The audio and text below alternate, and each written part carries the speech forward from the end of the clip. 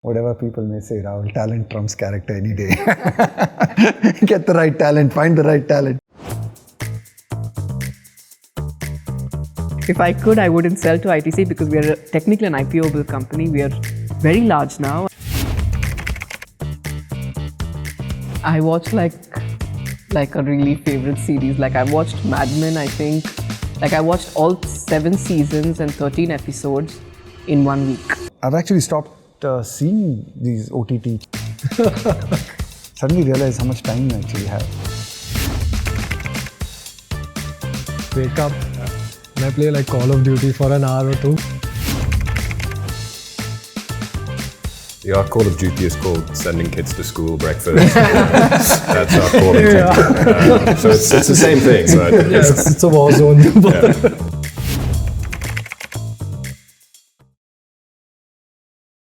The format of today's chat will be a T10, which means Tom will ask questions from the Bloom community on 10 topics, and you guys will try and hit each question out of the park. For those cricket traditionalists out there, we did consider the test format, okay? However, the fact that you have to stay here for 5 days and the hotel is sold out, it wasn't possible. So over, number 1. The topic is looseness. What's the best piece of advice you've ever received and who gave it? I think for me, somebody said the only thing that matters in life is to be happy. And I think that's a reminder of that every now and then has been transformative. I think early on someone told me is not to focus so much on the results, but really just focus on the processes and just try to keep, over the years, just keep doing things in small steps, but keep just ticking the boxes, so to speak, and then not getting caught up with the results. Not an easy thing to do, but I think over the years, you've kind of realized that so that makes a lot of sense actually. I like this one piece of advice my Nana gave me, and it does help me in a lot of decisions. Make the decision that you would be happy on your deathbed. So what kind of a person you would be. So like, let's say, would you sell your company or would you do XYZ? Would you fire 50 people to make more money? And he's like, on your deathbed, what kind of a person would you have wanted to be? I like that. It's easy. Yeah, I think living with no regrets is certainly one thing on our list. Okay, on to over 2. So the topic is bounces. So if you want to call for a helmet, now's the time. So question for Rahul. Which is your favorite nickname? Is it Jammy? Is it The Wall? Or is it Mr. Bloom? In this forum, I should say Mr. Bloom.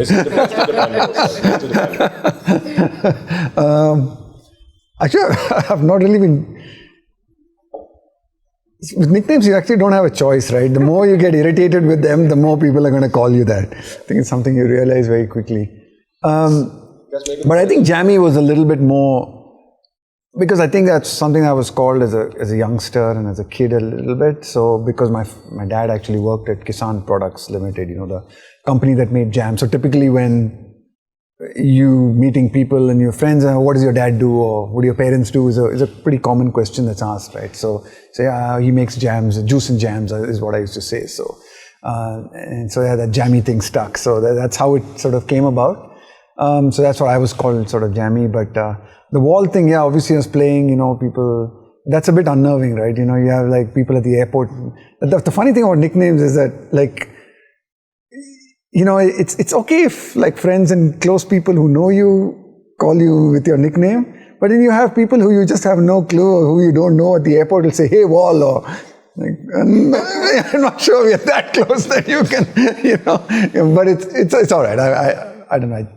Either one doesn't matter. I'm not too fussed about them. But, okay. Yeah. I just wanted to push Bloom there, of course, so thanks for that. Okay, Sue, true or false? Eating yoga bars makes you 1% better at yoga. False. I'm a truthful person. What can I say? Very good, very good. Okay. Gives you energy to do yoga. So okay, false. I'm changing that answer. True. False, it's 5%. That's why I picked 1%. So maybe there's some truth in it. Maybe. Potentially. Okay, Vedang, true or false? You wear a different t-shirt design every day of the year. Oh no, man. That's not sustainable. I wear the topmost one that day, including today. Okay, good answer. Avoided the bouncer. Well done. Okay, on to over number 3. All right, and the topic is, does experience matter? We have a question from the Bloom community. This is from Ankur Bhatia, who's the founder of Jimmy's Cocktails. Do you need to have played the sport professionally to become a world-class coach, or have worked in the respective industry to build a world-class brand? It certainly helps to have played the sport. I don't think it's a prerequisite necessity. I think some experience with the sport is important, but you don't have to have played it at the international level or at the elite level. So I think there are a lot of good coaches today who are, I think, do a great job not having played at a really elite level, or say the test level or the international level, but really dedicated their lives to coaching. So I think, you don't have to be a superstar cricketer or a great cricketer to be a great coach. I think they're two slightly different things, but some level of experience in the sport, having had some experience in the sport, I think certainly does help. Because it's just the experiences that you have, you're just understanding, your awareness around the sport. A lot of it is framed through your experiences as well, and the conversations that you've had maybe as a youngster or in and around the sporting community. So I think it certainly helps to have had some exposure to the sport. And yeah. Okay. Now, from the business perspective, would you sort of agree or have a different opinion? I think similar answer, but I definitely think it helps if your family's been in that business. I think some of the best consumer businesses that have been built in this country, at least up until now, but now like the distribution systems have changed, have been cases where like the first generation's done a business, and whatever the outcome of the business, the children have gotten to see how that has panned out with their parents, or what mistakes have been made, what has gone really well, and then the second generation already has that set of learnings. And it's always better to start with a set of learnings. I mean, I was an accountant. I had no clue. I'd never worked in an FMCG company. I think I could have built much better. I could have built much larger if I had any knowledge at all, or even if I'd worked in an FMCG company myself. So I'm going to give a contrary answer. So I think industries which are archaic, slow, don't change. There a fresh perspective helps. So did we make a lot of mistakes which are very obvious to industry experts? Absolutely. But I think the strength was in also rethinking just some fundamentals, everything from business model to how you design to how you launch. We didn't know that you're supposed to have seasons. So now it's a trend to not have seasons and you do daily drops, but we used to do that always. So I think for us it was a strength. Okay, good. Yeah, because the second question was, can lack of experience in industry actually become a benefit? I think the one case where it is a benefit is if you're delusional, which I was for a very large part of my life. When you hit a roadblock and you know that it's a stop sign, like there's going to be a logical mind will tell you that, listen, this is it. Because you're delusional and because don't have past experience, you're going to be like, well, I'm going to figure this out. And just because you go with that mindset, you just might find an answer. I feel like and actually really alluding to his own point, right? Like sometimes just being a bit like not having the baggage helps you see something that you wouldn't have seen otherwise, just because you're not conditioned. Like, I guess even in sport or even in coaching, right? And I said that some level of experience obviously does make a difference, but you got to be very careful with that as well, that you don't try and coach the way that you played, or you've got to understand that it's the times, and especially in our sport, the game's changed a lot in the last sort of decade or so, and the game continues to change a lot constantly. And you've got to be able to change with those times, and you've got to stay fresh, and you've got to be able to adapt to that, and not get caught up in your own experiences, which of course they do help, and there's a certain amount of that does help, but where you've got to realize that you've got to also move away from that. So yeah, I think a mix of that is a good. So is it possible to be a world-class T20 player and test player? I think it is. I think that's a challenge, certainly for today's generation of young players. Not because I think they can't do it. It's just that obviously there's a lot of skill required in both T20s and in Test cricket. And sometimes I think because of the kind of schedules that a lot of these boys have, they don't have enough time to practice each of those things. They're just going from matches and playing the next match and playing the next match. Whereas if I were to think of the times when I was growing up, there were times where you'd have 2-3 months off and you're not playing cricket, and you're able to actually practice particular skills and work on that. I just think sometimes the guys today don't have the time to be able to do that. They're just playing all the time. they're going from the IPL to now a test series, and whereas you've gone from an IPL and you're playing a test match within, for some of them it will be within 3 weeks. It's not enough time to really prepare for a test series. There are 3 months of doing nothing and preparing for the test series. Sure, they could have practiced it a lot more. So I think it is definitely possible, and I think that you're going to see that people are going to be able to do it. They're really gifted and special ones, but it's going to require a lot of hard work, both physically and mentally as well. Yeah. Is there perhaps a mental process as a coach of preparing those individuals when they've come from playing one format to getting into the next? A large part of it is mental. A large part of it is just adapting and adjusting to the different demands of the different formats, right? I think, recognizing that, if you move from a 2020 format, the 2020 format is all about, taking risks and being brave and having a lot of intent, which, as much as it sounds easy to say, sometimes it's not easy to do, right? Because the risk of failure is a lot more. And in Test cricket, it's then about recognizing that you have to move from that kind of thinking to a kind of thinking where the game lasts 5 days, and you have to sometimes set up a game for your team, right? You have to be able to bat through difficult periods, and be able to, bat in challenging situations, so that you have to almost look at a result 3-4 days down the line and cater your game to that when you're batting at this point of time. So you'll almost look into the future. Whereas in T20, it's all about maximizing what I can do at this particular point of time. So yeah, it's a lot of it is just a mental adjustment, the mental shift, and the skills as well. Okay, all right. So next question: can you tell us about a decision you made early on in your career when you had little experience, okay, which turned out to be critical in leading you towards success? I had this incident once. I mean, the only place I worked other than yoga bars was KPMG. I was an accountant there, and I made a very bad mistake. And their mistakes are costly. You can't sign a public company accounts, and and I think when the manager came in and asked the question, it's easy to hide your mistakes. And I think I took a call that time in my career that I'm not going to live with fear. If I do something, I'm going to admit it. I think that was a turning point because I got rewarded for it. And I feel like that openness, it's a value system. I think it guided a lot of my future professional habits. Yeah, that's amazing. That's the core of Bloom. We'd say you're a core bloomer because that integrity, to stand at that point and make that decision is what it's about, I think. And that's how we're building Bloom as well. Yeah, there's so many. I think a near-death one, right? So a near-death for the business.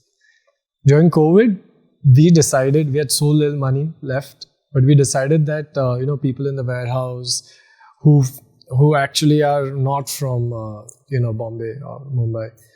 So we said that we'll give them stay and we'll make sure that every meal is taken care of for those 2-3 months where everything's shut. And how this helped is when we were allowed to start, we were the only people who had people to a workforce. So we could start shipping out. So yeah, that paid off. Okay. Rahul? I'm trying to think. Again, so it's, I think early on, sort of in my career of sort of playing Test cricket, sort of international cricket, I kind of got dropped from the one-day side for a period of time, and then just, I think, made the conscious effort, and maybe I was forced to, so you always want to get back into a team, so you kind of forced to just get more fitter and stronger in a way, just prioritize maybe fitness a little bit more than I did before that, and I think kind of really helped me over the long term, having a pretty successful career. So. Okay, nice. So that also answers, I think, the second question of that series. What's a failure that you faced on early in the career, which now you're grateful for? Yes, failures can be hard. I think I can't choose. I think all of them have been learnings, For us, it has always been keeping that design quality up. And I think anytime we've tried to, early on in the days, change that and just go for more numbers or mass, it breaks. And I realize just keeping to your core it's more authentic also. Yeah, I think sticking to fundamental beliefs of the brand and its DNA is... Yeah, but we all know how investors can be, right? Yeah. You share same opinions on investors?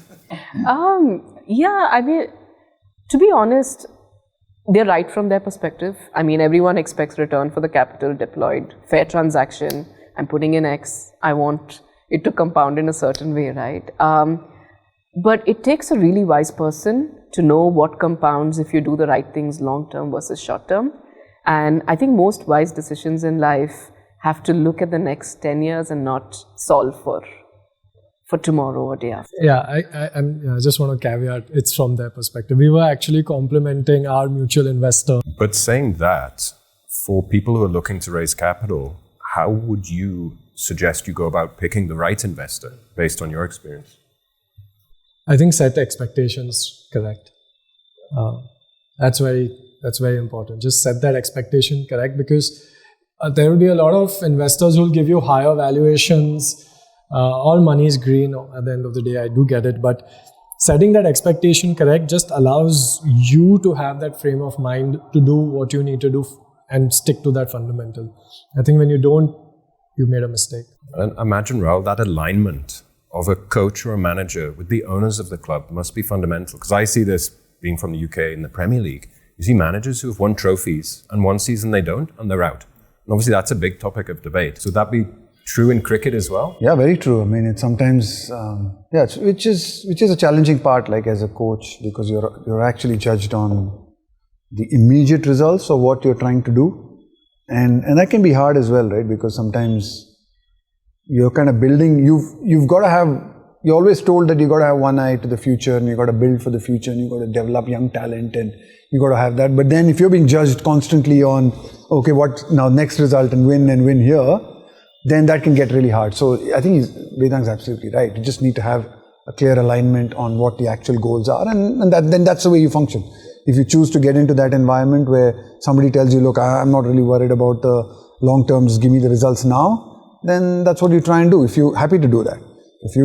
Then you don't get into that situation or you don't get into that arrangement with anybody. So it's challenging as a coach. And I think as a coach sometimes, depends on what you're coaching, right? If you're coaching the Indian team, then it's all about results, right? I think you have to focus on trying to get results in the there and now, and of course keeping one eye on the future and looking after the talent. If you were coaching like I was coaching, say, junior teams or under 19 or the NCA team or the developmental teams, then your goals are very different, right? Then people have to understand that, and what you're doing is actually you're developing young players and not prioritizing results at that particular point of time. So I think just that clarity is really important. Off topic. If your pressure while playing for India was 100, coaching for India would be what? So the pressure is pressure. I think both the pressures are there. There's a great amount of pressure when you play for the country. The only thing I felt was that when I played for the country, it was all on me, and it was in a sense that if I failed or I succeeded, it like felt I could do something about it at times. You can pull up your socks, you can get better, or and I think as a coach you kind of have to rely on other people to help you succeed. You can still do everything, and other people need to execute, other people need to go out there and play really well, and so it's there are a lot more variables, I think, as a coach. So from that perspective, there's a little bit more uncertainty, if you can put it, as a coach. As a player, there's less control. You feel less in control, I think, as a coach. And so you've got to be realistic as well, right? And I think you've got to be realistic about what failure and success means as a coach and how you view it. And that's really up to everyone's personal kind of the way they look at it. Because that pressure that you speak about is for every CEO as well, right? Yeah. At the end of the day, it's the team that executes. Yeah, the team, and you're answerable to the board. There's a team that executes. I'm sure in businesses, as in sport, I mean, there's an element of right place, right time, a bit of luck. Oh, a lot of it. And the success is very public. It's all there for everyone to see. And I think so. all the more reason I think that sometimes, in those kind of forums, you've got to have, you can't tie your identity down to that. I think like when I talk to a lot of young players or young coaches or people, I just say that you've got to recognize that who you are as a person has got to be different and cannot be related to what you're doing in your profession, because you get, oh, it's great, and then it's terrible, it's great. And if you kind of, connect the two and think that, oh, every time I do well, I'm special, and then, every time I've done badly, I'm down, or I'm not, you connect who you are as a person with that, then I think that can get really hard in a kind of public space. But otherwise, I'm sure the pressures all of you face are exactly the same to what we face, right? Pressure is pressure. I mean, for each one, your pressure to meet a deadline or your pressure to get that out there or to meet the investor's demand is exactly the same as the pressure I feel. Everyone feels pressure. Just because it's more public. Yeah, it's the public element. And it's more constant. Because it's more public, it's more constant, right? I mean, what you do is incredibly harder than what I do. Getting nicknames shouted across the road and stuff. But no pressure, you guys. You have to solve the war on health and the war on fashion. So no pressure. But all right, we're still in over 3. It's not a test match, guys. So here we go. What's the one piece of advice you would give your younger self if you were starting out again?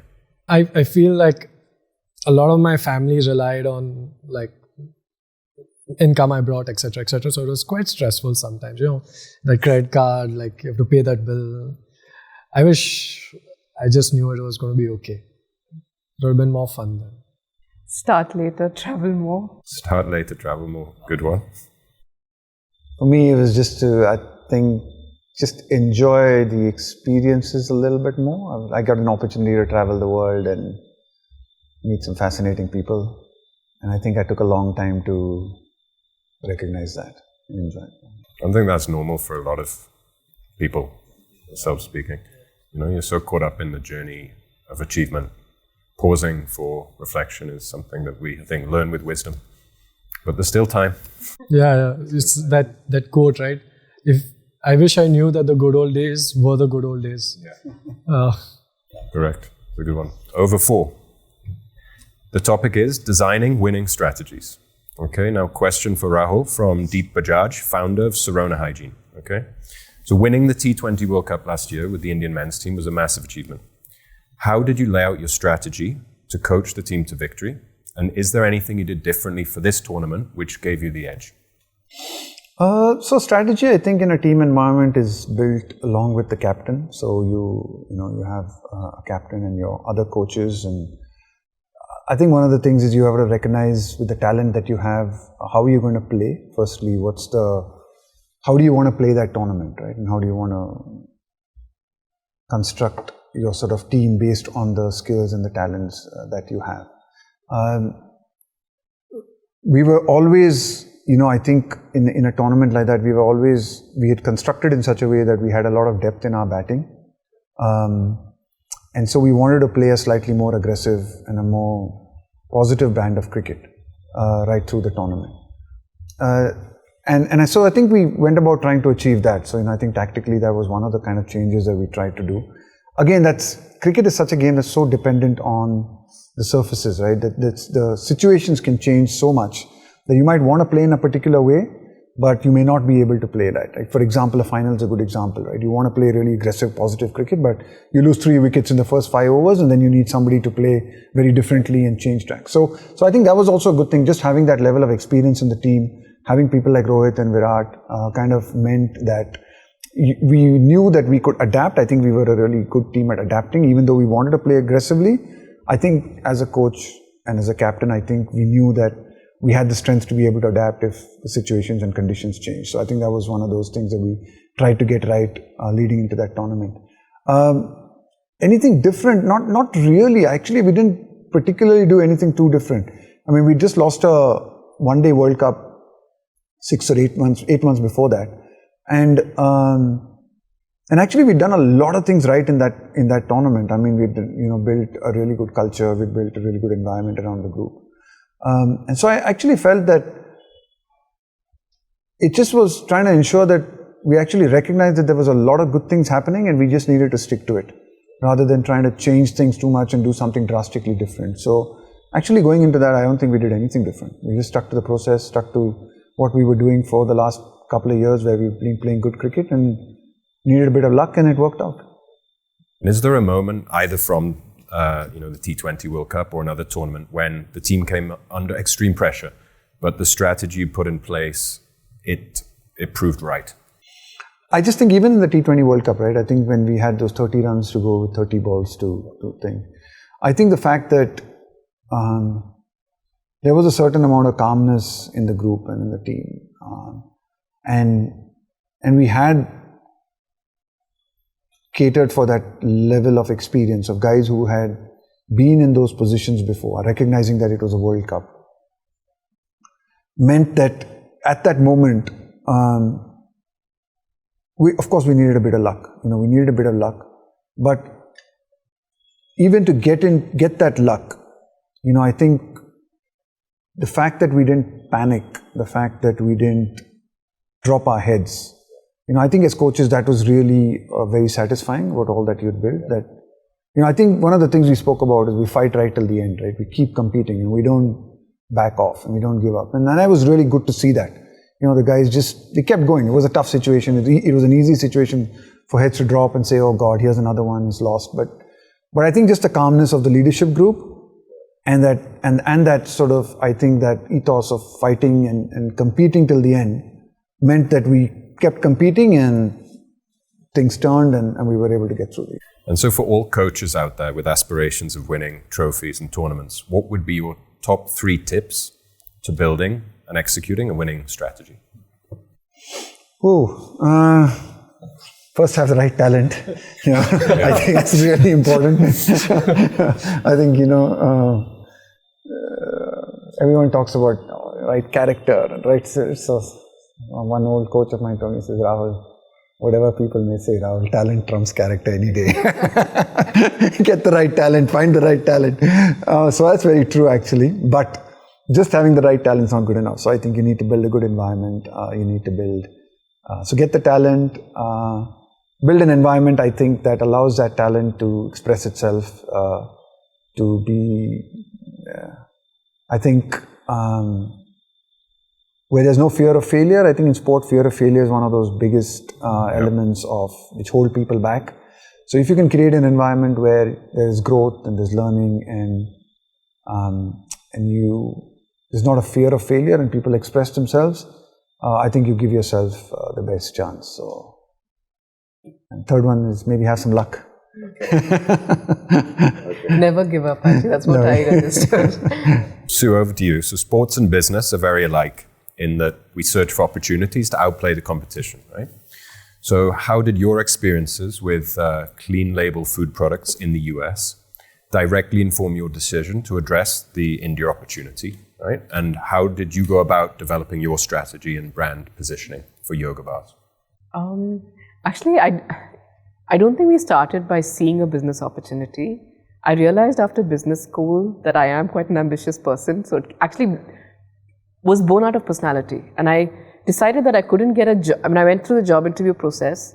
I realized that most of the job interviews I was giving, I would never make CEO of any of these companies, which means I have to figure out a way to get, to do something large and yet not have somebody else control that future.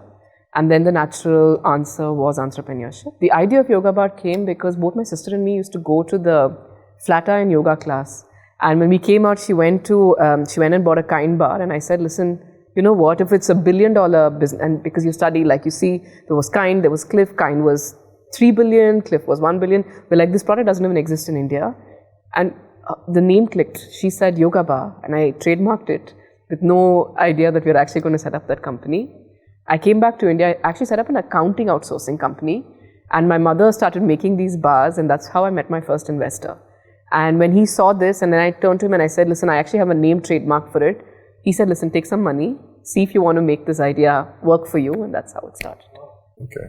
Okay, but did your strategy evolve over time? Yeah, I think the largeness of the idea changes because your ambition changes.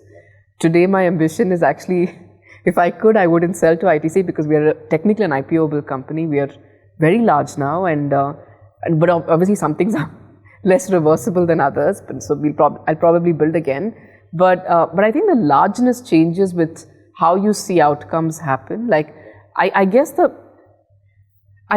as a woman founder, you don't have the circles that male founders have. I feel now I've been influenced because I'm under, like now success means a different thing to me, and therefore you build differently. I think your strategy as a leader evolves for what you think is possible, and what you think is possible is determined by your most immediate circle.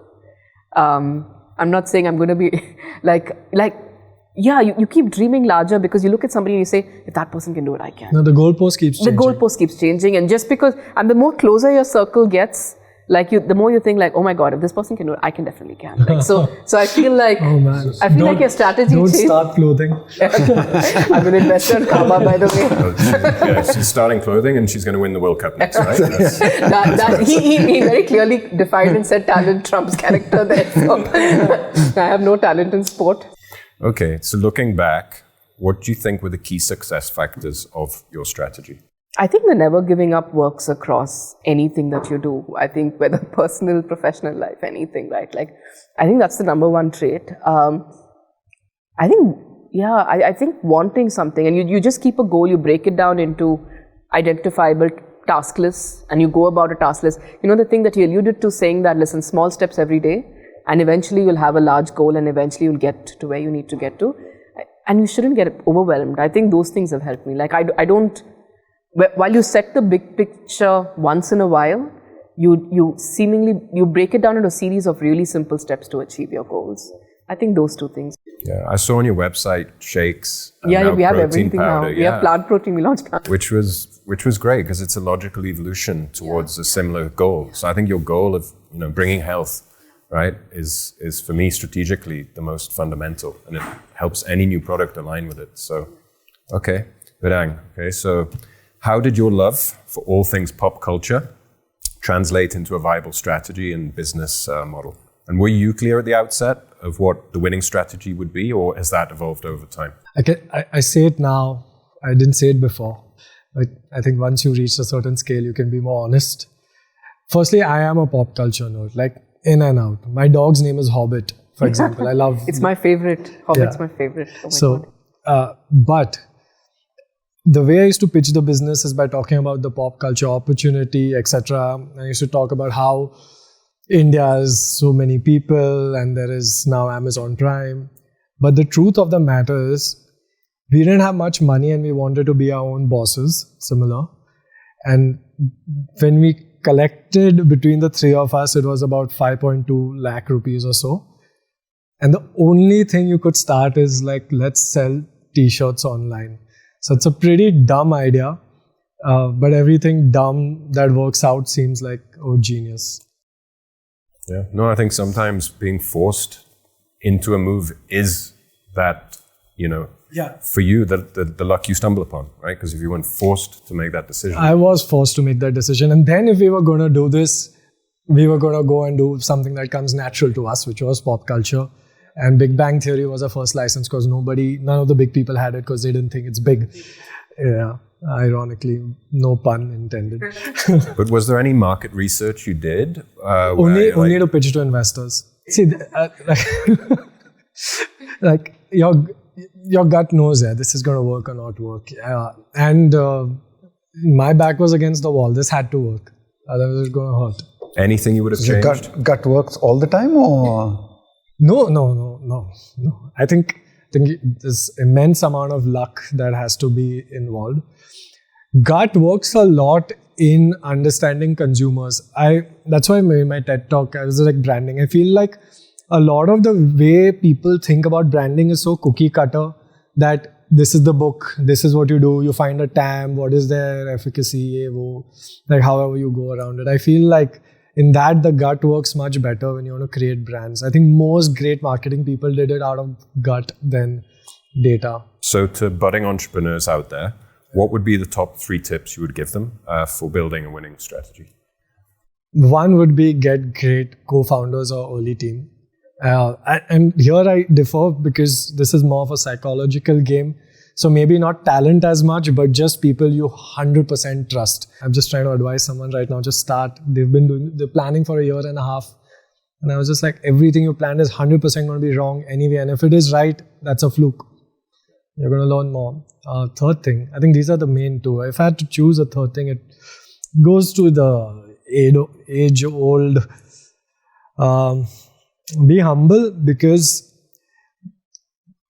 people aren't willing to change their minds on some conviction that they have, because founders, I guess they think we are very smart or something. I think just like to change your mind about things, and yeah. Yeah.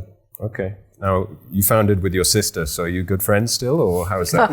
We're still talking, so I can't that like on my critical success factors. I'm like, I still have a functioning marriage relation. I mean, I have a good marriage and I have a functioning relationship with everybody in my family. So wow, that's a deadly one. It's deadly because the entire family was involved in the business. Because like you go home, you're still going to talk business.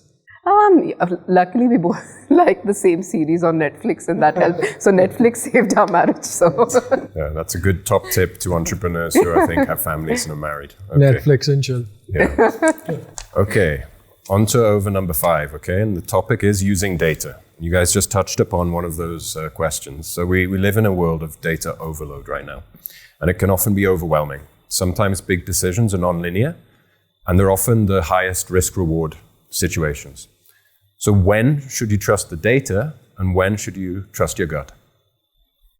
I'm not a data person at all. I think I usually just go with my heart and like my head. Like I would just say that the best decisions actually happen when you just intuitively know. Actually, the decisions that we like, the categories that we went after with purely looking at data and saying that, listen, this is where we'll surely succeed. We've absolutely failed.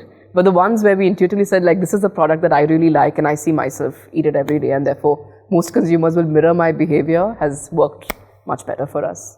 So I'm not a data person at all. So the mistake I see people make with data is 5% of the data gives 90% of the answer.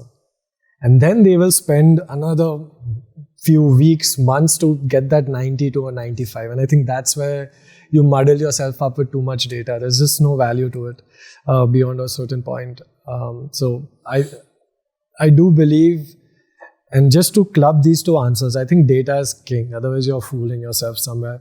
But when you do something inauthentic, which is, it fails. So when the market is saying, for example, launch maybe potato chips, then, but that's not what you believe in, it's going to fail.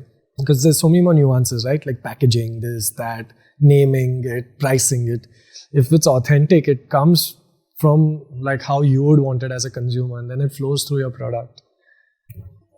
Any thoughts? Yeah, no, I mean, we've been bombarded a lot with data now, and a lot, like in sport, I think, a lot of it is about data and technology, and as technology is getting better and better, they're collecting sort of better and better data, so to speak. So I think I kind of really resonated with what Vedang said there, which was,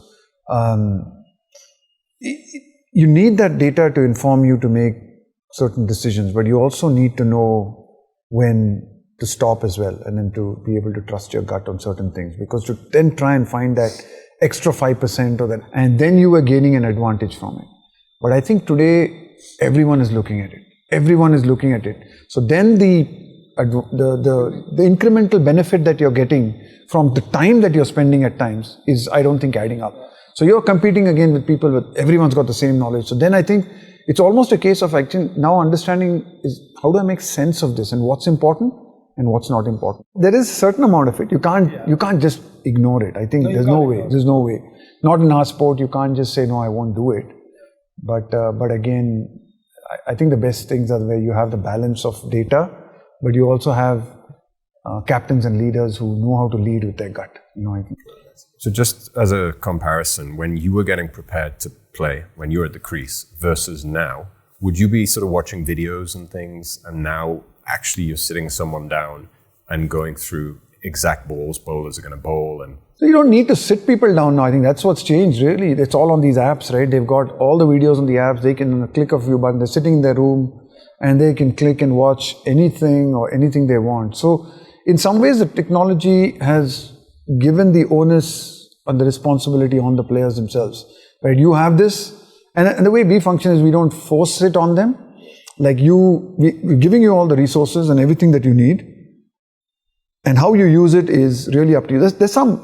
There is some basic knowledge that we will always share, and I think it's mandatory for each and every one of the players to have that basic knowledge. It's very sort of your basic fundamentals and tactics and strategy, but over and above that, then I think each person is very different, and recognizing that some people will just love the data and they want to have more information, and that's what gets them to tick. So then you say, okay, we've got all of this in place, go out and do it on your own. But there are other guys who just don't want to see it at all. They don't want to watch any videos. They don't want to, because they get the best out of themselves in that manner. And then you don't force it on them as well. So you say, okay, you recognize that they probably need something slightly different. So I think having that flexibility around what each one of your players in your team needs, I think is really important. Do you have a favorite example of when data's helped you win or succeed in a strategy? If I can't think of on the top of my head, that means it's not. No, I just think overall, I think it certainly has, it has helped. And I think one of the things that data is helping is the part that I wish, if I go back, like you asked me earlier, what difference between what I had and now is I think that like data is helping you grow better as sort of as an individual. So you can really look at your own performances and sort of look at areas where you're weaker and you're better at, based not just on feel or someone watching a video, but actual numbers, right? Telling you if these kind of particular balls, when they're pitched on this length, I'm not hitting them really well, or this is my strike rate against this kind of spin when it's at this pace. So you can get, and then there's a potential to practice for that and to get better at that. So from an individual improvement perspective and developmental of skill perspective, I think it has a big role to play, and it's getting better and better at that. And when you're deciding a team to play a certain match, what's more influential? The wicket condition, the actual like-for-like skills of, the competition versus, your team? Or is it perhaps something else? So I think it's a combination of things. So in general, I think 9 out of the 11 will pick themselves. And it's only in the 1 or 2 spots that you might change it based on the conditions, right? You might pick an extra fast bowler in a particular condition, so to speak, or you might prioritize an extra batsman of a particular skill because the opposition has a particular kind of bowler. So you might do that for 1 or 2 names in the odd occasion. But otherwise, in general, you're picking on skills and guys who can perform right through different formats. Okay, what's the one key data point you think casual fans like ourselves miss, but professionals obsess over? Local fans, I think, obsess over data more than professional athletes do now. I think I get to it's like, and because data is now a little accessible, I have, the thing I find is that there are a lot of people who are not, and they're very smart people, right? There are a lot of really smart people who know computers and, and love the game and have followed the game, and intelligent guys and stuff, and guys and girls really. And they are all, they obsess over cricket data because they love the game and then they're looking at it. And I think what a lot of them don't get is how hard it is to execute some of the skills that are required. Sometimes I think watching on television, and sometimes it's like things that seem very obvious to people, and they come and tell me, right? There are guys and girls that come and tell me things. So obvious, just what's the difficulty?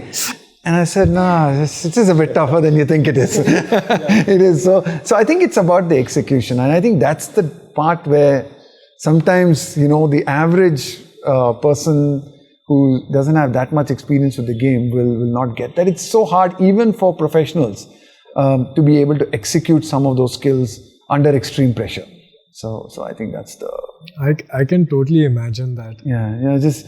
Oh man, that's easy. Just bowl the ball there. What's the the strategy is simple. No, he's just telling you, just pitch the ball there.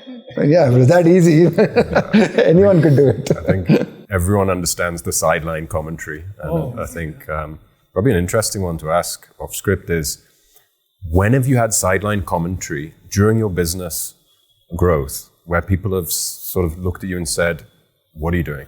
Stop. And your conviction has helped you. You alluded to it, but I think it's an important... Yeah, actually, like Rahul was saying, like you just need to get the brand right. You just need to get the product right, like as if it is so obvious. I mean, if everybody could get the branded product right, you would all build very large businesses. Like, the same thing, like people would just say, this is so obvious. I'm like, it's just not so obvious. I think there's always sideline commentary. Yeah, there's always. I mean, you're starting off, you're stupid. Yeah. When it's going well, maybe if you're stupid, you could do this, it'd go even better. There's always sideline commentary. What seems obvious post facto is not obvious pre-event happening. Like, you can't look at life backwards. Yeah, you can't. I mean, you get a lot of hindsight advice, brilliant hindsight advice. But it's always good to hear because it's always a fresh perspective. Yeah. Okay, so look, in terms of the Sold Store, tell us a bit about how you use data, because I know you're a bit of a data obsessed. Yeah, we are.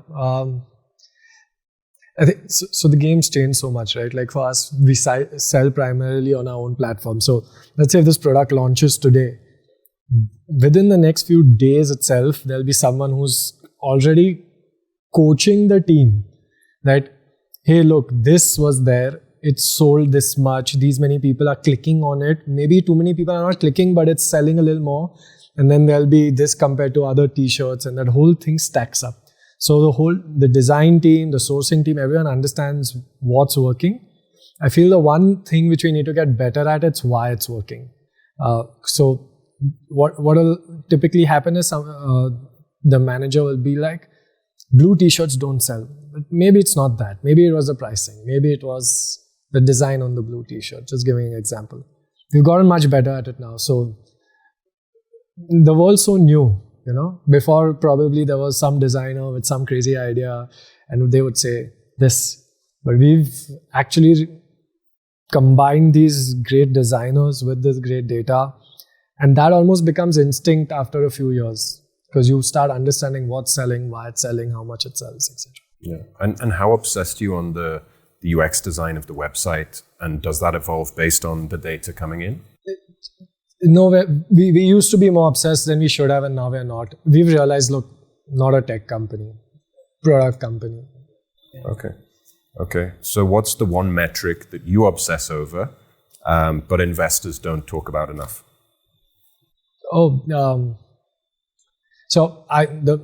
My favorite metric is retention. I feel like if you have retention, which is customers repeating, you've done everything right. The product was good. It was good at the price they bought it. The service and delivery of it was good. It lasted long in case of our product. So everything was right. So I think even when I look at investing in a business, I don't look at growth and all, because you can buy growth, right? You can just spend more money on advertising or some influencer, etc. But if you have retention, means you have a product people want. That's the... Okay, nice. And just on data, I know you're not a data... We still run like a... We run all of our data like a tech company. Like we're very, very structured in terms of our data. So I'll ask you the question. At what stage during the company's growth did you start hiring data analysts? And, how do they make an impact at Yoga Bar? So for us, our distribution system is quite complicated. Like we have both offline, we go to like 30,000 stores, 10,000 of those modern trade stores and 20,000 general trade stores. And then you have these entire, you have like all the marketplaces, you have quick commerce. Then you have your own website, which is a small part of the business. But you have to and we also run with over 400 SKUs, and that's food, and food has a longevity because most natural food doesn't have shelf life over 6 months. And you have to make the selection choice of which SKU runs on which platform and what quantity of it, and monitor for returns not coming to you, because returns is a very critical metric. It's a metric that nobody checks, but it determines the inherent health of the business. So yeah, and SKUs, because I worked in consumer goods, stock keeping units. Is that right? yes, exactly what it is. Okay, memories there. Yes. So, So it's a you need product. There's 400 products individual. Yeah, and you need to know the profitability per product per channel. So you can do the number of combinations. And the right? So size of a bar is a different SKU, correct? yeah. Each bar, like you could have one bar, you could have a box of 6 bars. They're all different SKUs. So you have to keep track of all of that, and you need to know the profit. Like when you start doing a cost exercise, because you need to move towards EBITDA profitability, you'll need to work across all of those SKUs across all the channels. So you'll have channel level profitability, you'll have SKU level. So our financial data systems are very robust, because we've had to, like, over a period of time become a cash flow positive company, not even an EBITDA positive company. So all of that. So we use data for that. But is there a time you've trusted data and regretted that decision? You have to absolutely trust financial data. Numbers never lie when it comes to what money is there in the bank and how that money churns. The place where you shouldn't trust it is which product category you should enter. That should be influenced more on what do you think will work, because you have a proposition that actually wins. That's more subjective. Data is great for find ads. It's great for accelerating sales. The core premise of a beautiful brand, which is product and packaging, should still lie with very subjective decision on what looks nice. Yeah, and I think it's also because you're projecting a future, right? And data can't project the future. Only the subjective and the human mind can project the future. Okay, what's the most counterintuitive decision you've made around product that paid off for you? Launching chocolate bars at a 20 rupees price point, because then we went head to head with Snickers, and we had 4-gram, we called it protein minis. It didn't seem intuitive that people who are consuming for indulgence will actually switch, but the switchers came, and the switchers came by a horde. So that changed everything for us. Yeah. Now on to over 6. Okay, the topic is building winning teams. So I think we'll go to Rahul first. Can you tell us, do you have golden rules for building teams which win? I think good teams, and I think is where everyone feels that they belong. I think if you can create an environment where everyone feels that they belong and they are part of that team. Right? In teams that I work with, everyone works with, there are senior and more experienced players, and there are people coming in who are much younger. And that feeling that everyone has a voice, everyone is entitled to a voice, because sometimes I find that, like, people feel they need to earn the right to have a voice. But I think if, like I always tell people, if you're selected to be a part of the Indian cricket team, for example, irrespective of whether you're the youngest guy or the senior most guy, you actually have a voice. You've already earned the right to have a voice in that setting, right? So you then get the knowledge of the whole group rather than just the knowledge of, say, the coach and the captain, which is a very top-down kind of thing. So you're trying to build that we spoke about earlier, about just that, how do you want the team to play, right? It has to be collaboration, it has to be communication, it has to be conversations, and it has to be conversations with everyone. It can't just be with a few senior players. So of course they drive that, and the seniors drive a lot of that. But I think making people feel like they belong in a group and they are happy and comfortable to voice their opinions in a group. They may choose to and may not choose to. You can't force that. At times people are shy by nature, or people are slightly more introverted at times, and that can happen. But at least that comfort level of feeling that they belong in a group, I think for me is quite important. Okay. You guys find a similar thing in your businesses, that it's a level playing field, everyone's heard? It's hard to do it, but that's the objective. It's going to happen, right? People are always scared of...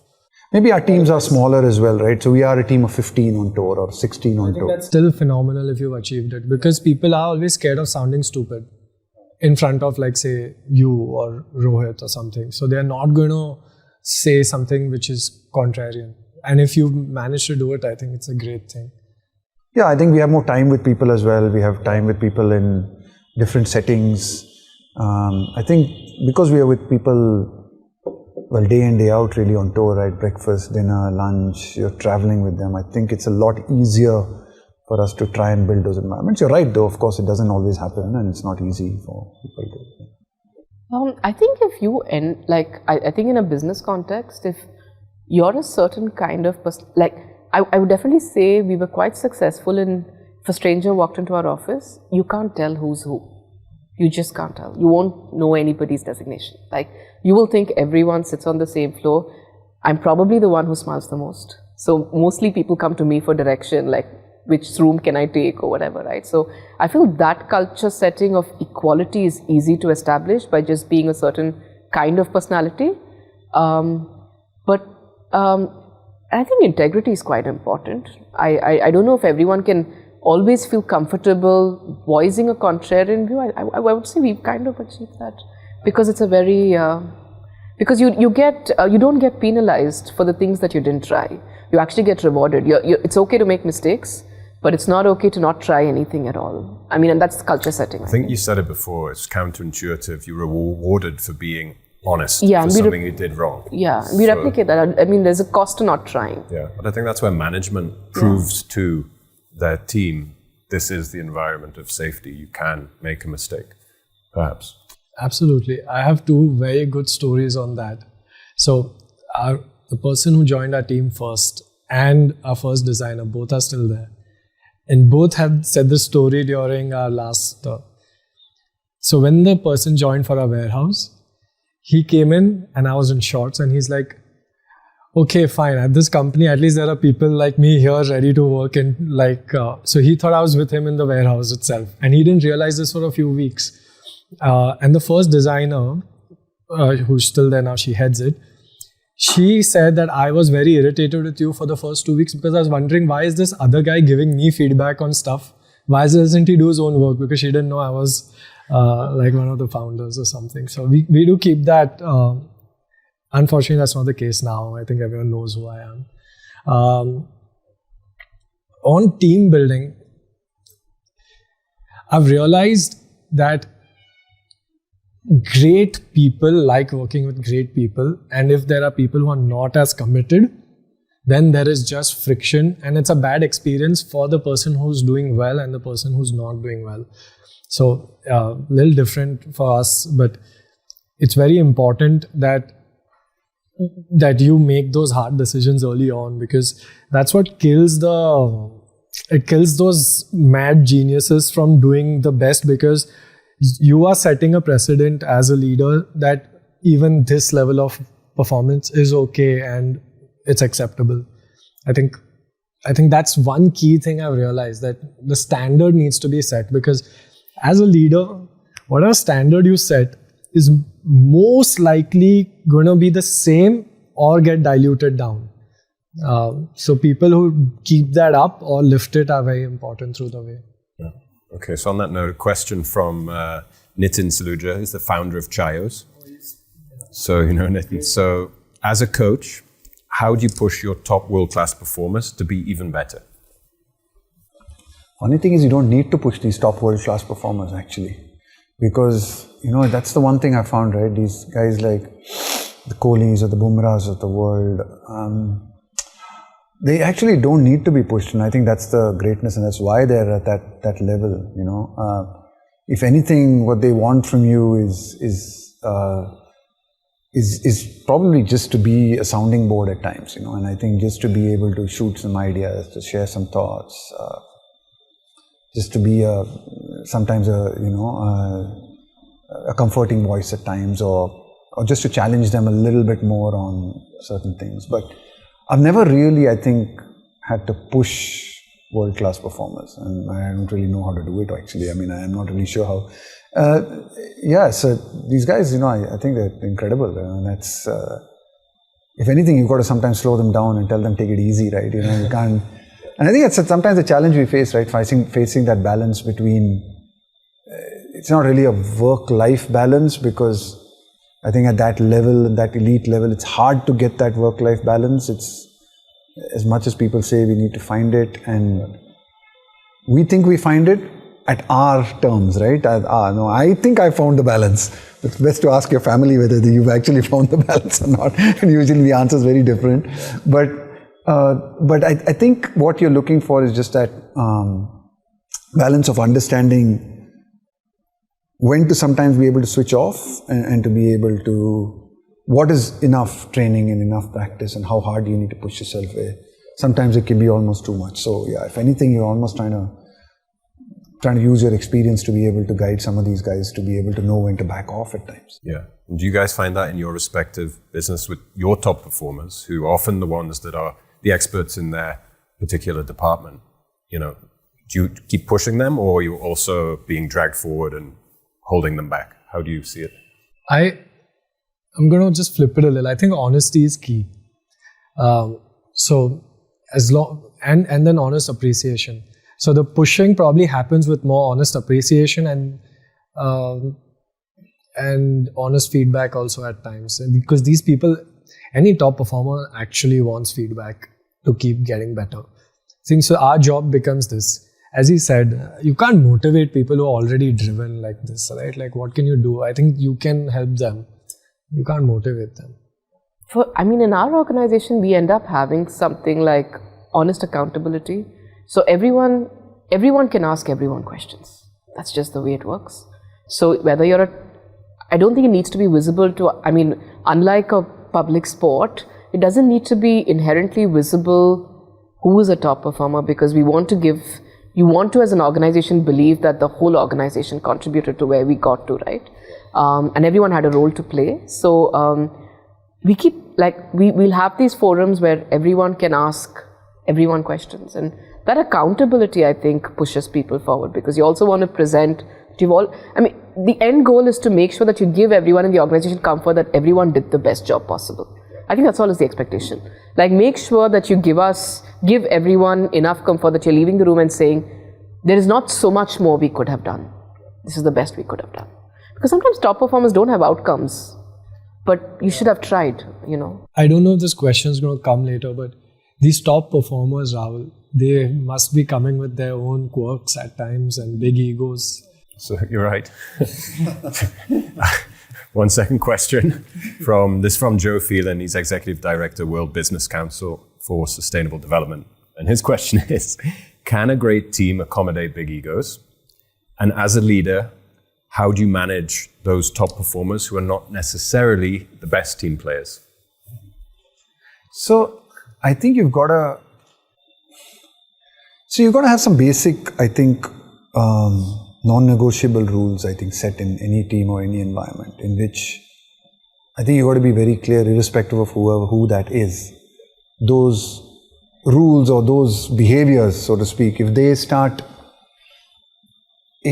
people start behaving in a manner that truly affects the team, and there are certain behaviors that can bring everyone down, then you've got to step in and say, look, this is not acceptable. And generally, these are behaviors that you agree upon, right? You sit down with your team or your leadership and you agree upon these behaviors and say, these are 1 or 2, 3 or 4 non-negotiables. You don't want to make them too many as well. It's not like a long list of 20 non-negotiables where half the time, by the time people have read 10, they've kind of forgotten it. So it's basically generally 2 or 3 things that everyone agrees is absolutely non-negotiable.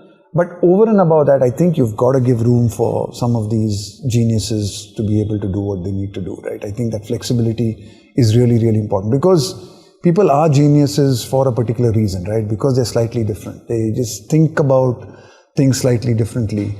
And like I said earlier, right, talent is key, right? You need to find the right talent. You need to prioritize that talent. And when I say that, not at any cost, it cannot be talent at any cost, but you are willing to give a certain amount of space. And you can't treat, I don't think in a team you can treat everyone exactly the same. I think on every single topic, you can't say everyone is exactly the same. Right? There are guys on cricket teams with different level of experiences, right? There are guys who played for 15 years. They know what makes them tick. If somebody who's played for a long time comes and tells me that, Rahul, at this point of time, 2 days leading to the test match, I don't want to practice. Right? I've had a really tough game. I'm physically not there. Mentally, I'm not there. I know that, a couple of days off will actually suit me. I'm going to say, absolutely, go ahead and take it. I know it. You've earned the right to do it. I've seen the record. I know what you're doing. It's absolutely fine. But if there's someone on his first tour suddenly tells me, then you're going to say, not that you're not going to say you have to come, but you're going to certainly ask a lot more questions. than you would of somebody else. So I don't think you can treat everyone exactly the same in a team. That's unrealistic on every topic. But there are certain non-negotiables I think you have to put in place to ensure that, What would be your top 2 non-negotiables? I think one of the things is that you got to put team first. I think that's one of the really important non-negotiables in these situations. So, yeah, I think, in any situation you find yourself in and you're making a decision, there will come a time when you have yourself or the team. And I think you have to put the team first in those situations. There might be a few. Most times, what's good for you is also good for the team. There may be other times what's good for you is not necessarily good for the team. And at that point of time, what we expect is you take a team first decision. So that would be one of the main kind of, other than there are smaller ones, right? You want people to ensure that however big a star you are, you still travel with the team, or you punctuality, small things like that, which just, not that you're gonna, at least the kind of things I run, I don't run, it's not like a tight ship where we respect that people can make mistakes, right? We might have a timing for a meeting, or people can oversleep and miss a bus. As long as you can come in and apologize and say, I'm sorry, and everyone knows that, what you don't want is people doing stuff or making mistakes and then behaving like it doesn't care. They don't care about it. In the environment, doesn't care, believe it doesn't, I don't need to be answerable. I think that's kind of wrong for me. That's not acceptable. Okay, and what do you think in your respective businesses? What are the non-negotiables? I think respect, because in India, the hierarchy system can get to your head and you can be disrespectful downwards. And we just have one thing, that don't lie. No issues for mistake. Yeah. Don't try to cover it up. It's fine, because you take away your learning for everyone. Yeah, I think for me, the absolute red lines are any kind of stealing, dishonesty, lies. Same thing that make you a good person I know. Just don't do the things that violate anyone else's respect or stuff like that. But other than that, for us, sports is slightly different in where you need to be technically good. I would forgo a very, very good, a highly talented individual if he's not a great team player. It matters less to me that somebody is exceptionally good. You'll find a lot of people exceptionally good. But you need to, because your status, you don't need the top 10, 11 players in the country. You need a set of people who are functioning, and who take their job very seriously, because at the end of the day, everyone's accountable. So for me, accountability and discipline is quite an important value system. So I would take that over talent any day. And sometimes I keep getting asked this question a lot, and I always feel that people just almost presume that guys who are really skillful and talented are the worst team players. It's not necessarily the case, right? And I think it's probably the opposite in a lot of ways. Okay. So question from Apurva Kothari, founder of No Nasties. While skills and talent are obviously invaluable in a team, how do you make sure culture remains intact when you get new players joining or new members of the team? If your culture is strong, everyone, we are primates at the end of the day. I think people will just do what other people do. So if everyone's coming on time, you will not be the only person who doesn't come on time. You're going to dance to the tune of the place. So then it's very important that what are the obvious culture points that come out very quickly. And I think one that comes out for us is we treat everyone like an adult. So a little like Rahul, like how you were saying, right? You don't keep fines and rules, etc. So we treat everyone like an adult. We give you your space. You know your responsibilities. Now go run with it. So it comes out easily. You also are pretty honest in the whole hiring process. You just tell somebody, these are the non-negotiables for me, and it's not useful for either party to waste time if those red lines are often crossed. Okay, question from Anuj Rakyan, founder of Raw Pressery. So giving bad news to highly talented players or, employees who don't make the team, who are perhaps underperforming, is extremely hard. So any tips to addressing such situations? So the way I tell everyone this in my team, if you are giving a negative surprise to someone you manage, you've been a bad manager. Because it should never come as a surprise, right? Everything is always like, hey, look, this hasn't been doing too well. Okay, listen, we discussed that we have to do XYZ, it's still not happened. And then there would be a hard conversation. So if anything's come as a surprise, then you've probably been a bad manager. So it's never hard for me in my head. Yeah. I would say difficult conversations. Have red lines around how difficult conversations can be done by not violating respect, by not making it personal. Make it about the situation. Don't make it about people. And there are certain touchy areas that, like, be sensitive about the things other people are sensitive about, but make sure you give the feedback and make it about outcomes, make it about effort, make it about, don't make it personal. I mean, I would say, and have a culture where where you give the other person the right to give you negative feedback. When people see that both parties treat each other with the same level of openness, things become quite easy. Yeah, we're having to do that quite a lot, right? Because every time you can only pick 11 players out of 15. So you're always picking teams. You're always having to have a lot of hard conversations with people. And in general, I found that if you're actually quite just honest with people and, they kind of, if you're straight up and you're upfront and you give them the right reasons. And sometimes, it's not that they are not performing well. Like in our kind of situation, only 11 can play, and even the 12th or the 13th guy is actually a really good performer or has done nothing wrong, but he just doesn't find a place in the team.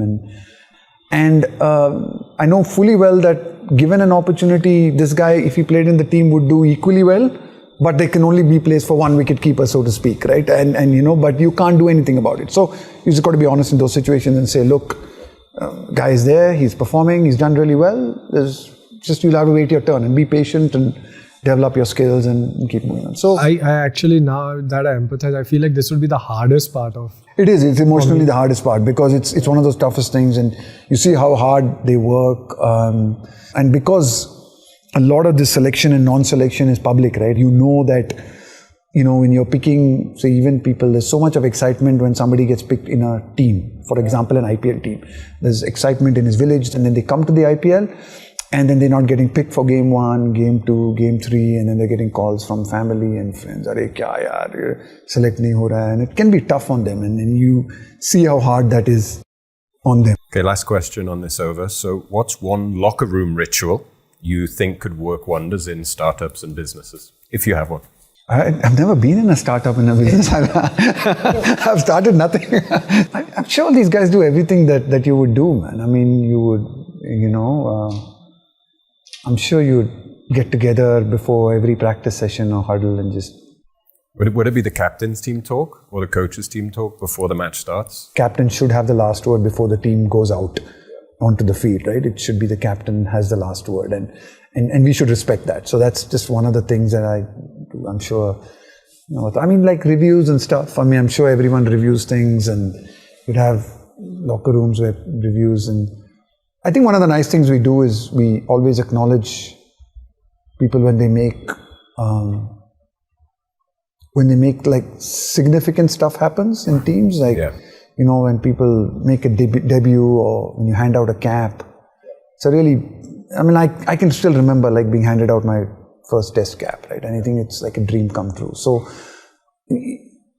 so I think that's like a really special part of being part of teams, right? There's a history and there's a whole history around that Indian cricket cap, and when you get a chance to play for the first time, we make something of it. We make it a little ritual. So I think that's a really nice thing. Okay, so just one thought came to mind. Now, obviously, you're dealing with teams and individuals that you're seeing performing out there, but when we're hiring for roles within businesses, we're not often seeing the performance until the individuals within the organization, which is often too late. So, is there any tips that you have on hiring for managers and entrepreneurs out there, which you would want to share from your experience? I have a very sneaky one, and it's true, so I'm okay to say it also. So usually there's a CV, right, and there are like 3 jobs, and I always ask, okay, who did you report to in this job? If I call this person up, what will they say you're very good at? What will they say you need to improve? And I try and make sure that I do and see if they match. Because if they match, one, the awareness is so high.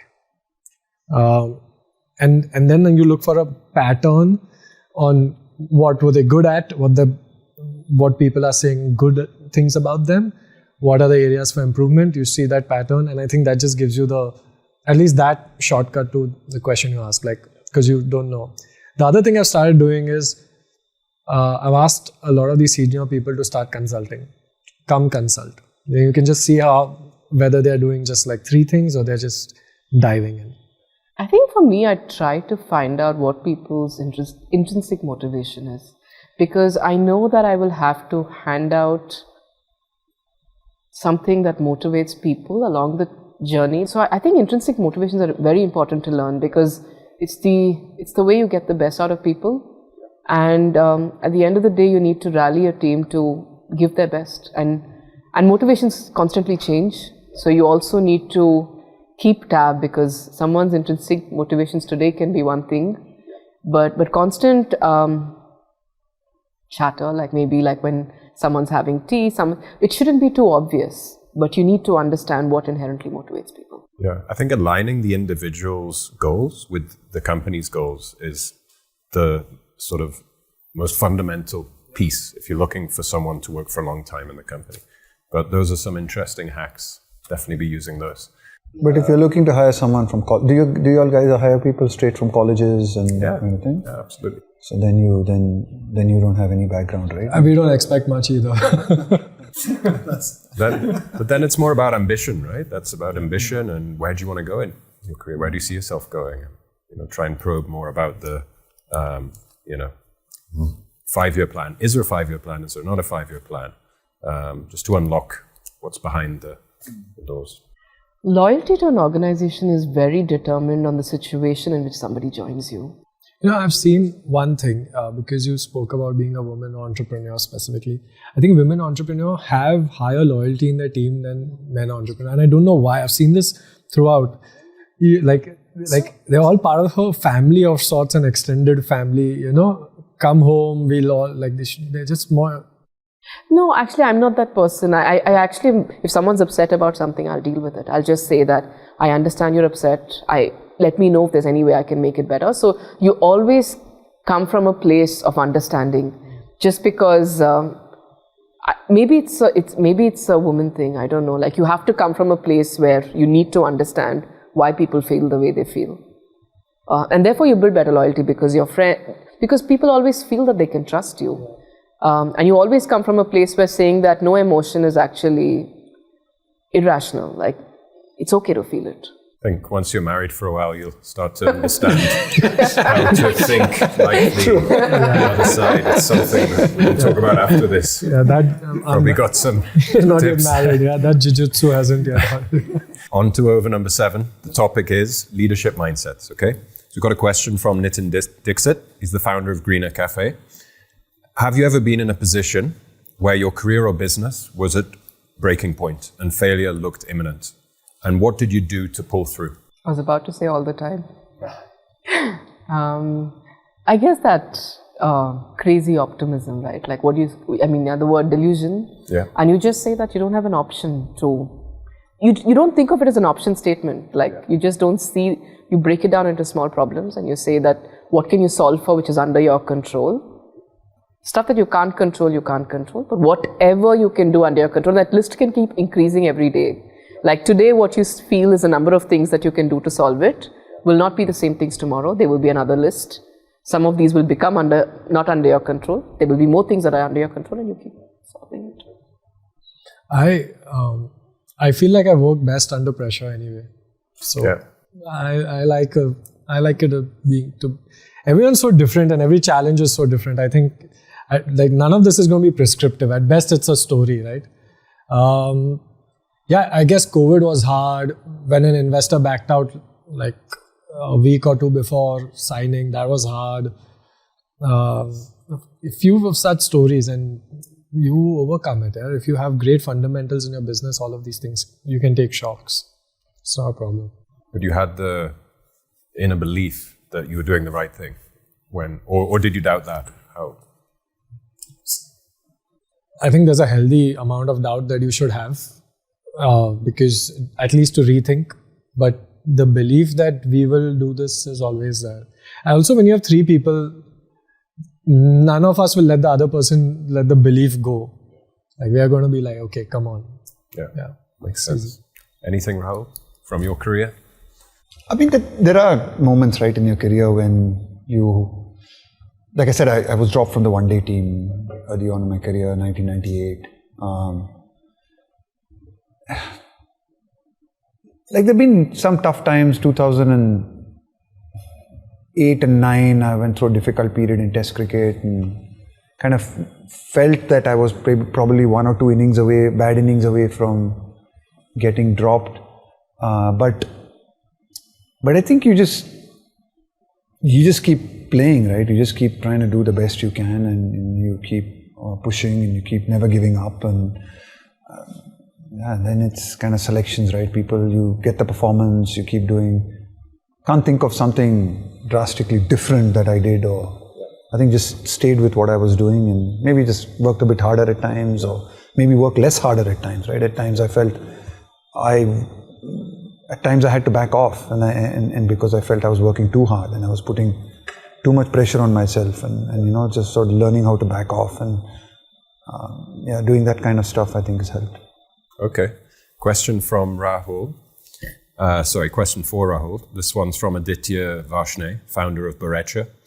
Like kombucha, great things take time to brew and evolve. So if you could brew one mindset or value in the next generation of cricketers, what would it be and why? Patience, I think, I think patience, just being patient, that skills take time, being patient to... So you want a healthy balance of that, people who want to succeed and who want to, really have that energy and the drive, but you also need to kind of realize that certain skills and certain abilities take time, and you need to be able to give it that time. And true achievement and true success is built over a long period of time. Yeah. Do you guys think that patience is something that future India is lacking when you look at your consumer? Yes. Clearly evident by the evolution of quick commerce and how much people are substituting time with money. Yeah, they're substituting time with money, which clearly means that we are becoming a far more impatient country. It's good in some ways because the speed at which you need to catch up is better for everybody. But in certain things, like you either have to have the wisdom to see the long game, you have to inherently have it, because it does influence your long-term decision making. I think I have a very funny take actually while you said that. The Indian consumer is a little funny now. They want the order in 10 minutes, but they'll spend 15 minutes to look for a discount. Yeah. But the discount mindset is gone now. I think the discount mindset is gone though. It depends on where you go. Yeah. But what I've realized is that what's the new normal gets set very fast. If it's a 10-minute delivery now, if I had to go down for bread or whatever, I'd be like, do I have to get my bread myself? What kind of prehistoric time? So I think the new normal in general the new standards are set pretty fast. So for an e-commerce brand, it would be you're always lagging behind Amazon and Flipkart, and you have to make sure that you're always catching up. Otherwise, why will someone order from your website versus an Amazon, Myntra, etc.? Okay. All right, on to over 8, and the topic is crisis management and coping. Okay, so when have you faced a crisis which looked at the outset like the end of the world, but actually you managed to come out stronger and better as a result of the actions you took? I think for us, that's few times. So when COVID happened, while businesses were going down, I think that was our most profitable year because we were online as a brand. When an investor pulled out, we had gotten used to the fact that money is coming and we were burning money, and we made sure that we flip it around and start generating money. So again, we became profitable. So I think some of these adversities become opportunities. Even especially to change and shape culture, that you become more stronger as a company? I think crisis is a harsh word. I'd only use it for a personal situation because I think those are crisis situations, right? Like you have to rethink the way you're living life and rethink everything about life. I think I would use the word challenges. I think there was a situation where we had negotiated so much on our entire transaction that there came a point where we had just pissed multiple bidders because we said we won't do it at this price, and everybody doesn't wait for you.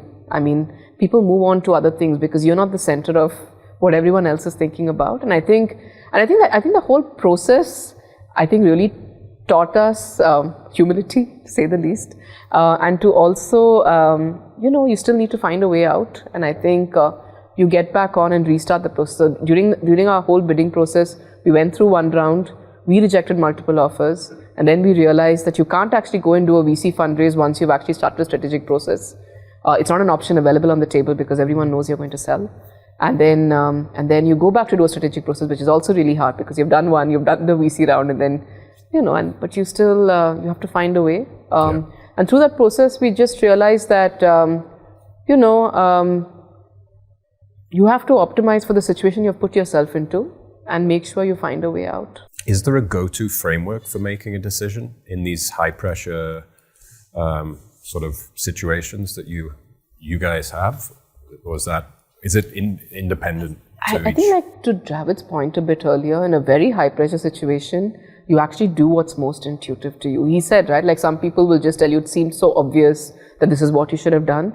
It's actually never obvious when you're actually in a stressful situation. The way you react to you do what your mind tells you at that point of time. You preserve. You have a very preserving mentality when you are in a stressful situation. So you might have the entire playbook, and trust me, we also had the entire playbook. But when shit hits the roof, you do what naturally comes easiest to you. I think one of the things good sportsmen are good at is that we have no time to dwell on the last failure. You've got the next match coming up and you've got to get yourself right and you've got to get yourself, so you have no time actually to keep dwelling on stuff. And I think that's something you just have to think ahead. You have to look forward. You have to look to get better. You have to look to correct the mistakes, review that and move forward. So this keeps happening over and over and over again. So it doesn't seem like there's one crisis moment or this one big moment. It's just a series of games. You win some, you lose some. You keep, like, whether you win or lose, you kind of just have to look ahead. You have to look quickly. You can't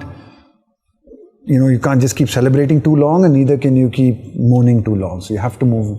Next one coming up, the next one coming up, which can get hard at times because I think at times when you've had success and sometimes you want to be able to enjoy that success, and you want to be able to, even if it's switch off and relax and enjoy it with friends and family and celebrate, but you can't because you're going to be judged by your next series, right? You have a great series and then you have one or two bad games and suddenly everyone's on you and the media's on you and thinking, it's just 2 games back, yeah? But people don't think like that, right? People are thinking now. So I think that's, at times can be a bit hard, but again, you just move on. I think you learn how to move on. So won't think of I think the decisions we took after losing the World Cup and then going on to win a T20 World Cup were very good. I think the decision of not trying to change something that wasn't broken, I think was a very smart decision. Of just staying true to what we were doing and trusting that. Because I think everyone around you thinks, they'll give you, like you said, oh, this is what you should have done. That's why you lost the final, and this is the reason why. And everyone has a theory.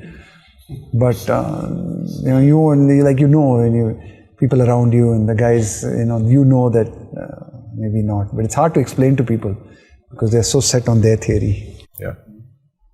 Okay. On to over number 9. Nearly there. The topic is looking after yourself.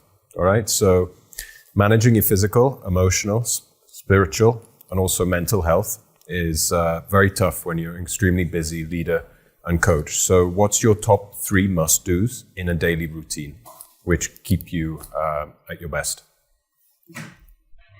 I watch like a really favorite series. Like I watched Mad Men, I think. Like I watched all 7 seasons and 13 episodes in 1 week. and I loved it. And I felt like after the season got over, after all the 7th season got over, I'm like, I have to find purpose in life again. So for me, like, television does that for me. Season a day, huh? Yeah, season a day. Like, literally, my daughter has started saying that again, Mad Men, and she started knowing the characters in the. And finally, I'm like the opposite. I've gone the other route now. I've actually stopped. I've never been on social media, so I've never done the Instagram, Twitter kind of thing, and I've actually stopped seeing these OTT channels, and I've just completely. I watch sport on television because I like watching sport, and I might watch the odd movie if someone really recommends a good one, but I've actually just stopped watching serials and stuff, and I've suddenly realized how much time you actually have. And it's incredible. It's like, it's been really good on tours and stuff. I think that's been one of the good, the good choices I've made. But otherwise, just exercise, and just exercise is quite an important part of. Do you stick to a daily routine? Not really. I can't. I used to be able to stick to a much better daily routine, but at least 4 times a week, I will get some level of exercise in. Yeah. My answers were so opposite to yours. And maybe this can't happen post-marriage, but I wake up and I play like Call of Duty for an hour or 2. So from 7 to... So either I'll go to the gym or I'll work out or something, play something. But otherwise, if I'm too lazy that day, I've had a late night, I'll play Call of Duty from like 7 a.m. to like 9 a.m. or so. And I would have breakfast and leave for work. So our Call of Duty is called sending kids to school breakfast. That's our Call of Duty. So it's the same thing. But, yes, it's a war zone. Okay. And anything that you can give a tip to an individual who's facing a burnout situation, what would be the thing that you would do to come out of that? I think it always seems the hardest at that moment, right? But I think I said this once, like it will pass. Everything passes. Everything becomes all right? Even if, let's say, the business doesn't do well and you move on to your next thing, it'll be fine. I think that's what I would say.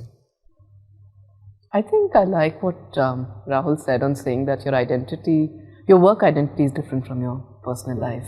It's okay. It's just a situation. Okay, here we go. Over number 10. And the topic is, you need 24 to win off the last 6 balls. So you got to start swinging, right? So this is the question. For your respective industries, what's the one biggest challenge you foresee in the next decade, and how are you preparing for it? I think for us at least, I think the norms of nutrition are changing every day. Like one day it's clean, the next day it is maximize protein per calorie. Like you have to stay abreast. And because it's something that people eat, people are very particular. It's not something that, it's not a skin cream that people are not that particular about. So you have to stay very abreast.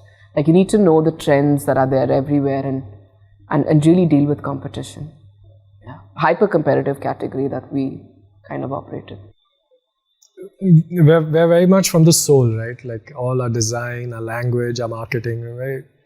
I'm scared that AI will ruin all of this in this industry. Like all of a sudden design just becomes obsolete, but I love the way we come up with these very cool, authentic designs. Probably AI. I know it's a pretty slapstick answer, but it's pretty true for us.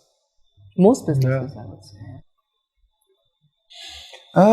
For us, I think it's above my pay grade to solve that problem, but I just think that the pressure on just the number of leagues in cricket, the T20, different levels of leagues and 3 formats of the game, the calendar. I think the big challenges over the next 10 years are how do you keep like international cricket really relevant and meaningful.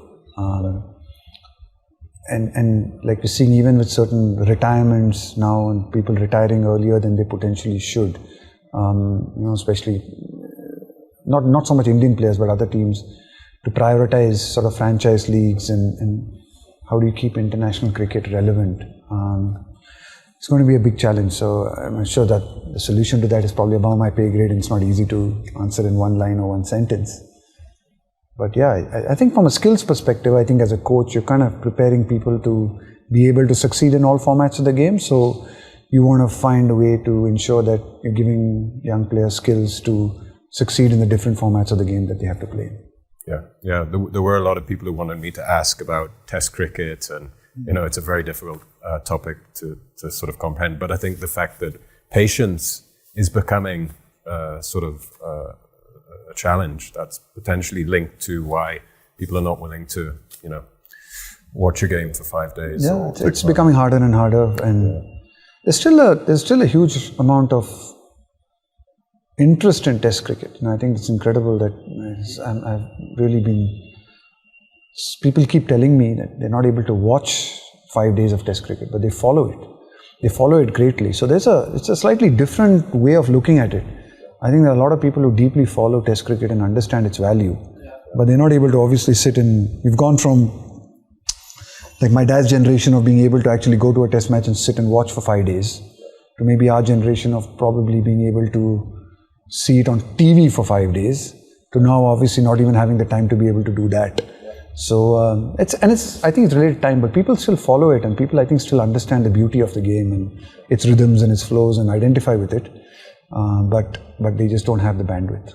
Yeah, perhaps an interesting thing for your respective companies to consider a 5-day holiday for Test match watching. That could be a big motivator. Don't come back after that, but Sponsored by Bloom. I'll hand it over. Stay at the Bloom Hotels. You've solved it. Okay, last question. So, what's your final scoreboard? Not trophies, not revenues. What matters most in your respective journeys? Being happy. Okay.